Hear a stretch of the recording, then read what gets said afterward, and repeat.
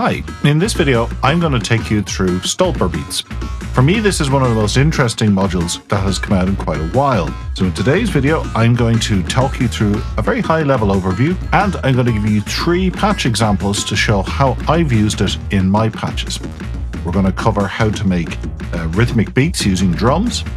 We're going to look at how to use it for rhythmic modulation using envelopes and VCAs. So we're going to be able to send MIDI from it, as well as sequencing our modular to sequence a MIDI synth. How does Stolperbeats work? It is a trigger generator, and it generates outputs on 8 different tracks here. You press play here, which is this knob. You'll see these lights are flashing, and these correspond to the triggers being generated. The triggers are these patterns here. You have one 64-step pattern for the kick, one 64-step pattern for your snare, and then 2 patterns for your hi-hats, your percussions as well, and those are each 16 steps long. You also get this subdivision output, which you can set to any subdivision of the main clock. You see there, if I turn this knob, I can make it go faster or slower. And then we get this sync output, which I can set to be various multiples of my main clock. So if I needed to send sync pulses to, for example, Pam's new workout or another sequencer, which I'll show you in a second here, like this DNI Pro Dot, you would use the sync output to keep all of your clocks in sync. You'll see here it has these 2 MIDI ports, MIDI in and out, so you could collect it up to a classic drum machine like your Volca Sample here. It'll work very effectively for that. You see here we have 2 envelope outputs. Envelope outputs are generated either as LFOs or can be envelopes triggered by triggers on any of the 8 tracks you have. You also have these CV inputs, and we'll look at how to use those to shuffle and change around the beat patterns that you see here. There's 2 parts to how a trigger rhythm is generated. One is the actual trigger pattern you've programmed in, and this is your classic step sequencer. If there's a trigger on a step, then it will generate a trigger output. And by turning the knob here, so for example on the kick track, I'm turning the knob, there are different patterns preloaded in to pattern banks, and you can navigate through different banks here. If you're so inclined, there's an SD card on the back. You could pop it out. There's a text file there with all the patterns in it. You could edit them by hand in a text editor if you're handy with that. So that's one side of the module. The other part of the module is this shuffle grid here.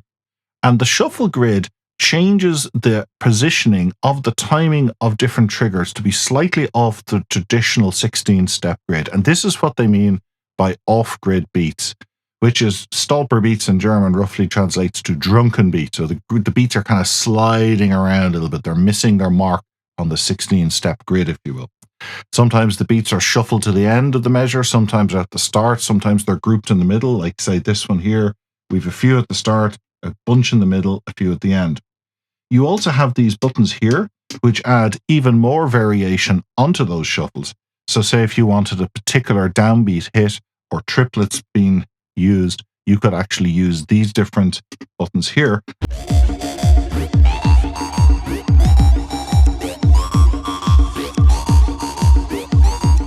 Now let's make our first patch, and this one we're just going to use Squid Sample as a drum machine, and we're going to trigger it with Stolperbeats and see what we get. So it's a very straightforward, simple patch.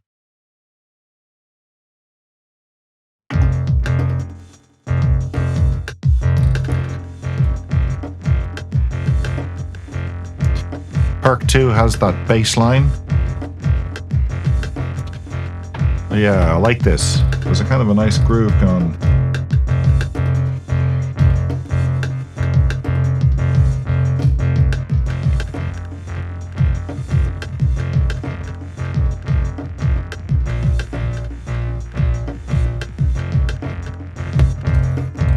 Yeah, I'm just changing this by hand.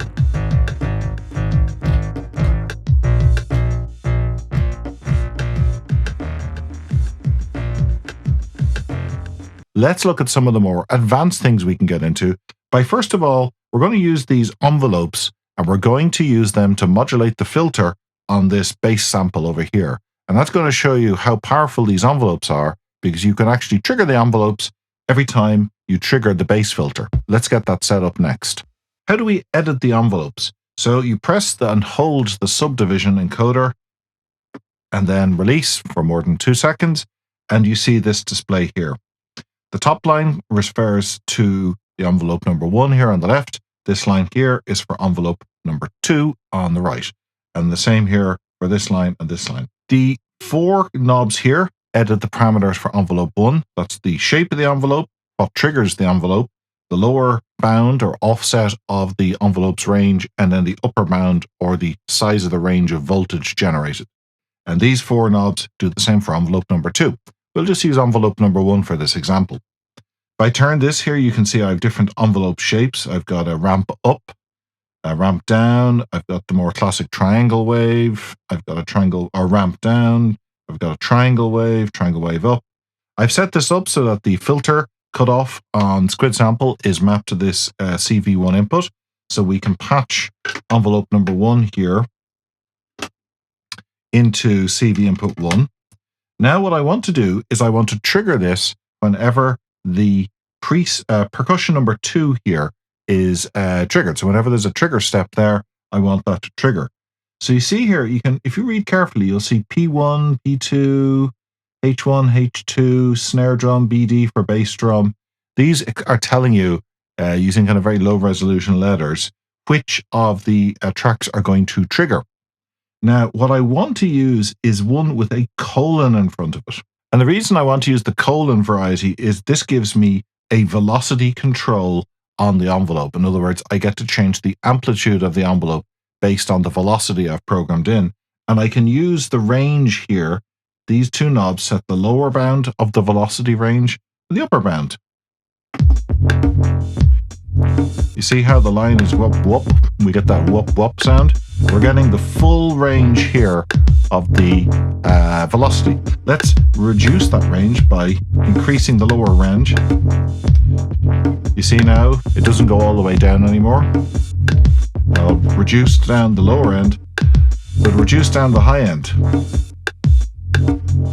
Now the line doesn't go all the way up to the top because I've kept the bottom of my envelope in the same place, but now I've brought the top of my envelope down. So that shows how you can use these envelopes as modulation. Now I just use it as a filter modulation here. Filter modulation is the most obvious one, but you could send the modulation into a wave folder or into something as wild as Bastille Pizza, which we'll get to later on in the video, and you can make some crazy sounds doing that.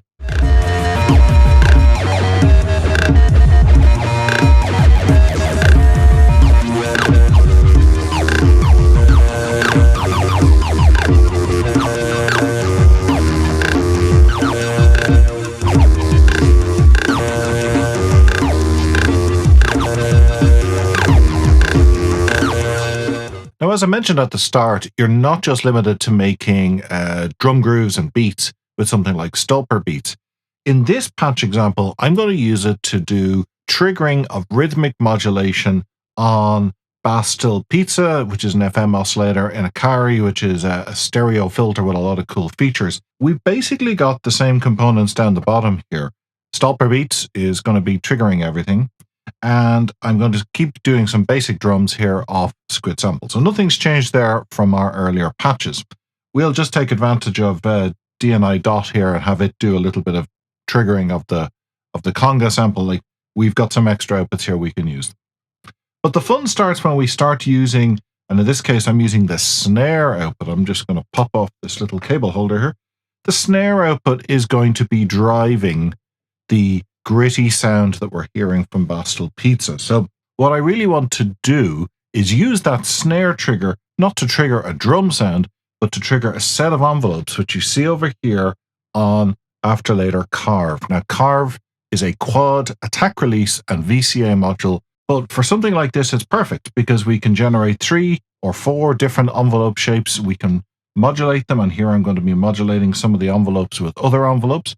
And I'm patching them into various places over here on this oscillator and filter combo. Similarly, we're also going to use Ornament and Crime here. I'm running Hemispheres on Ornament and Crime. Ornament and Crime is running sequence 5 on both the left and right hemisphere, which is going to be triggered in this case by the clock from our snare out. So again, we're triggering the oscillator with this snare trigger, but we're also triggering this first sequencer. What am I using it for?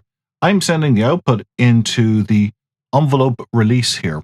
So what I wanted to do is add a little bit of movement and variation to the length of each note. Now, what about the melody? Where's that coming from? Well, that's going to come from this second sequencer over here. And this sequencer, I'm clocking from a different output. I'm clocking over here on the perk 1 output.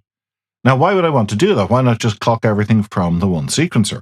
Well, I certainly could, but that would mean that the notes and the rhythm of the notes will always be the same. So the melody and the rhythm would be kind of interlocked. You can get some very interesting results if you break apart your melody and rhythm and sequence them separately. So sometimes notes play in different orders. So if I just turn down some of the modulation here, just to make it a little easier to hear things, because you can get pretty crazy here with all the modulation. Now you'll hear that the notes on the melody are hitting at different points on the rhythm.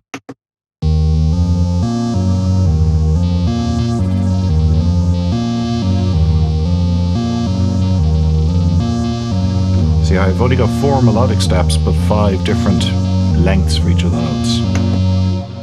Other fun things we can do, of course, are trigger envelopes to modulate other envelopes. And so here what I'm doing is I'm using an output from Oct to modulate the release of this envelope.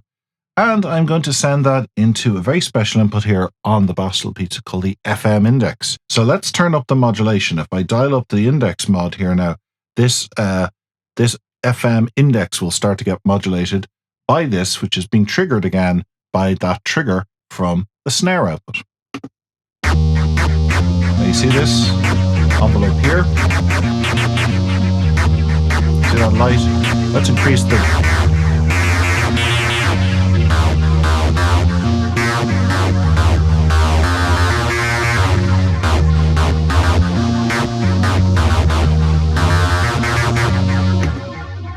So we're adding layers and layers of movement now on top of the sound by just triggering different envelopes, using some on the same trigger, some on different triggers.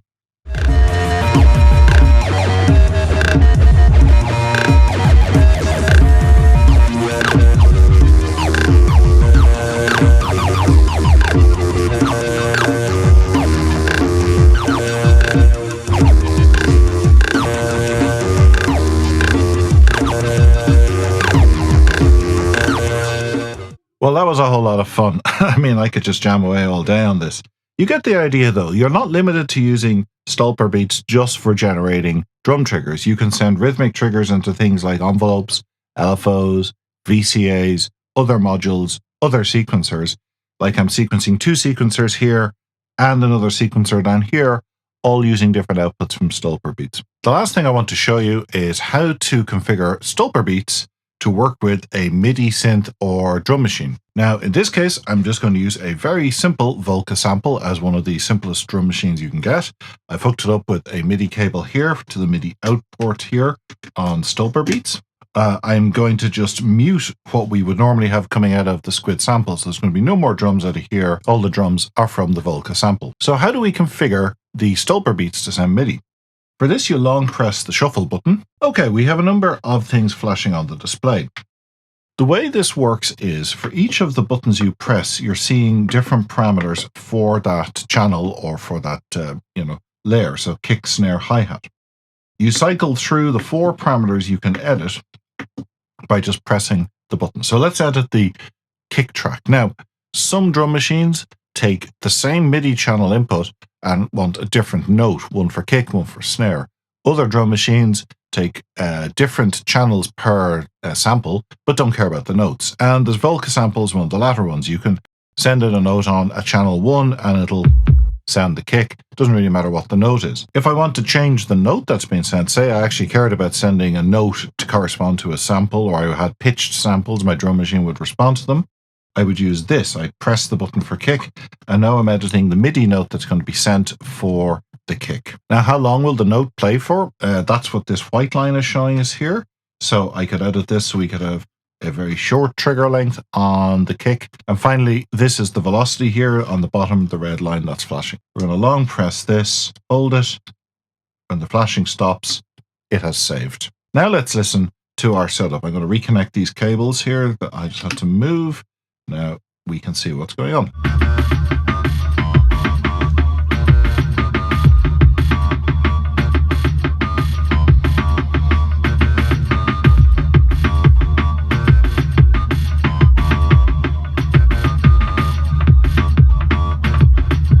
So you see that it was as easy to get a MIDI drum machine working with Stolperbeats as it was to get it working with a Eurorack drum sample player like Squid Sample.